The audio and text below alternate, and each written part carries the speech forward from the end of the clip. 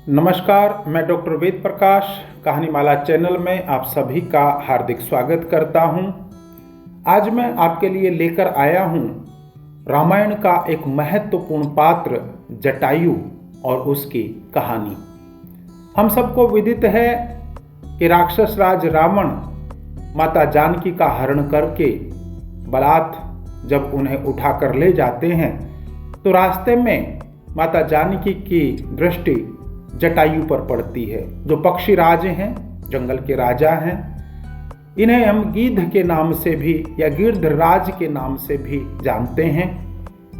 तब माता जानकी उनसे आर्त स्वर में कहती हैं, आर्य जटायु, देखिए यह पापाचारी राक्षस राज अनाथ की भांति मुझे निर्दयता पूर्वक हर कर लिए जा रहा है। वाल्मीकि रामायण में इस प्रसंग की बहुत विस्तार में अरण्य कांड में चर्चा होती है। वहाँ महर्षि वाल्मीकि जटायु के व्यक्तित्व पर, उनकी वीरता पर, उनकी नीति पर, उनके उपदेशों पर विस्तार से चर्चा करते हैं। जटायु रावण को सीता हरण के दुष्कर्म से निवृत्त होने के लिए समझाता है और अंत में युद्ध के लिए भी ललकारता है। जटायु रावण से कहता है, हे दशमुख रावण, मैं प्राचीन यानी सनातन धर्म में स्थित सत्य प्रतिज्ञ और महाबलवान गिर्धराज हूं। मेरा नाम जटायु है। भैया, इस समय मेरे सामने तुम्हें ऐसा निंदित कर्म नहीं करना चाहिए। अपने धर्म में स्थित रहने वाला कोई भी राजा भला पराई स्त्री का स्पर्श कैसे कर सकता है? महाबली रावण, राजाओं की स्त्रियों की तो सभी को विशेष रूप से रक्षा करनी चाहिए, लेकिन पराई स्त्री के स्पर्श से जो नीच गति प्राप्त होने वाली है उसे अपने आप से दूर हटा दो। पुलस्त्य नंदन, रघुकुल नंदन, जिनकी शास्त्रों में चर्चा नहीं है, ऐसे धर्म, अर्थ अथवा काम का भी श्रेष्ठ पुरुष केवल राजा की देखा देखी आचरण करने लगते हैं। कहने का भाव यह है कि जटायु राक्षस राज रावण को भिन्न भिन्न रूप में समझाते हैं और ये बताते हैं कि धर्मात्मा श्री राम ने तुम्हारा कोई अहित भी नहीं किया है, फिर तुम क्यों उनकी स्त्री का अपहरण करके जबरदस्ती उन्हें उठाकर ले जा रहे हो। जटायु भिन्न भिन्न रूपों में रावण को प्रभु श्री राम के विराट रूप का, उनके बल का, उनकी ताकत का ज्ञान करवाते हैं। लेकिन हम सब जानते हैं कि अज्ञानी रावण तो अज्ञान के वश, प्रमाद के वश अपने को ही बलिष्ठ बलवान समझे बैठा है और उसे यह भ्रम है, उसे यह वहम है कि केवल मैं ही ताकतवर हूं। लेकिन ललकारता है जटायु रावण, क्योंकि एक स्त्री की अस्मिता का, उसके सम्मान का मुद्दा है। ध्यान रखिए, यह रामायण का समय है, वाल्मीकि का समय है।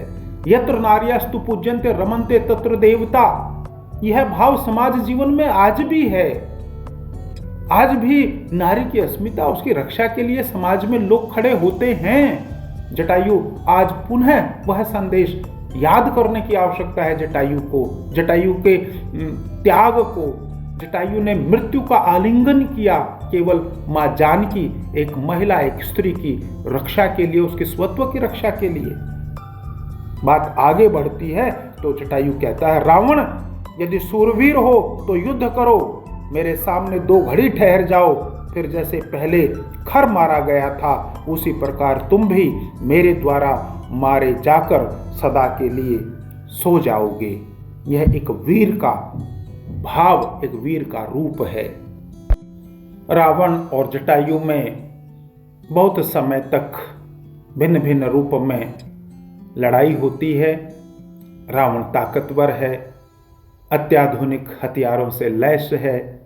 जटायु एक पक्षी है, उसकी अपनी सीमाएं हैं, लेकिन फिर भी वह लहूलुहान होता है, रावण से टक्कर लेता है, रावण के रथ को तोड़ता है, रावण के सारथी को मारता है और तरह तरह से रावण को क्षति पहुंचाता है। ऐसी सारी कथा, सारी चर्चा वाल्मीकि रामायण में है। अंततः जटायु घायल होता है, गहन रूप से घायल होता है और रावण उसे मरा हुआ समझकर चला जाता है। आगे जब कथा बढ़ती है तो राम सीता की खोज में जब इस क्षेत्र में आते हैं तो जटायु को देखते हैं। पहली बार उन्हें लगता है कि जैसे जटायु कोई घातक पक्षी है और उसी ने जानकी का वध किया है या उसी ने जानकी को क्षति पहुंचाई है।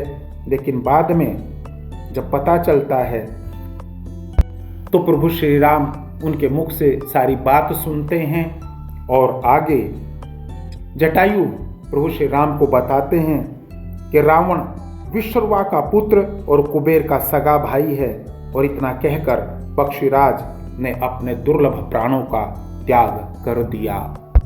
प्रभु श्री राम भाई लक्ष्मण सहित जटायु का यथोचित दाह संस्कार करते हैं और कहते हैं कि महायशस्वी श्रीमान राजा दशरथ जैसे मेरे माननीय और पूज्य थे, वैसे ही ये पक्षीराज जटायु भी हैं। और समुचित रूप में वहाँ वन में उनका अंतिम संस्कार करते हैं, पिंडदान करते हैं और फिर आगे माँ जानकी की खोज में बढ़ते हैं। विगत दिनों दक्षिण भारत के एक बड़े सुंदर ही, बहुत ही सुंदर प्रदेश केरल जाना हुआ। वहाँ पर एक स्थान है जिसका नाम ही है जटायु। यह स्थान तिरुवनंतपुरम से लगभग 50 किलोमीटर दूर है, कोल्लम के पास में है। जटायु एक बड़ी पहाड़ी के ऊपर विश्व का सबसे बड़ा पक्षी स्कल्पचर यानी पक्षी की मूर्ति ऐसा वहाँ बना हुआ है, जिसकी लंबाई लगभग 200 फीट है और चौड़ाई 150 फीट है। 70 फीट ऊंचाई है इस जटायु के स्कल्पचर की, इस जटायु की मूर्ति की, और 15,000 स्क्वायर फीट क्षेत्र में यह बनी हुई है। जटायु अर्थ सेंटर अथवा जटायु रॉक के नाम से इसे जाना जाता है। वहाँ के लोकल लोग इसे जटायु कहकर पुकारते हैं। अद्भुत नमूना है यह मूर्तिकला का, विश्व का सबसे बड़ा पक्षी स्कल्पचर। एक ऊंची पहाड़ी पर है, चारों तरफ हरियाली है और यहाँ जाने के लिए ट्रॉली भी एक साधन है और एक दर्शनीय स्थल है। वहाँ पहुंचकर बहुत सुख की अनुभूति होती है और उस पक्षीराज जटायु का कैसा बलिदान माँ जानकी के लिए, नारी शक्ति के लिए रहा, उससे भी हम परिचित होते हैं। इस स्थान पर यदि संभव है तो ज़रूर जाइए, जटायु के दर्शन कीजिए, वहाँ के इतिहास से परिचित होइए और वहीं से ही आपको अनेक बातें और भी जानने को मिलेंगी। जटायु की कथा रामायण में वाल्मीकि जी ने बहुत विस्तार में कही है। कभी समय मिले तो उसे हम अधिक विस्तार के लिए वहाँ जाकर पढ़ सकते हैं। बहुत बहुत धन्यवाद। नमस्कार।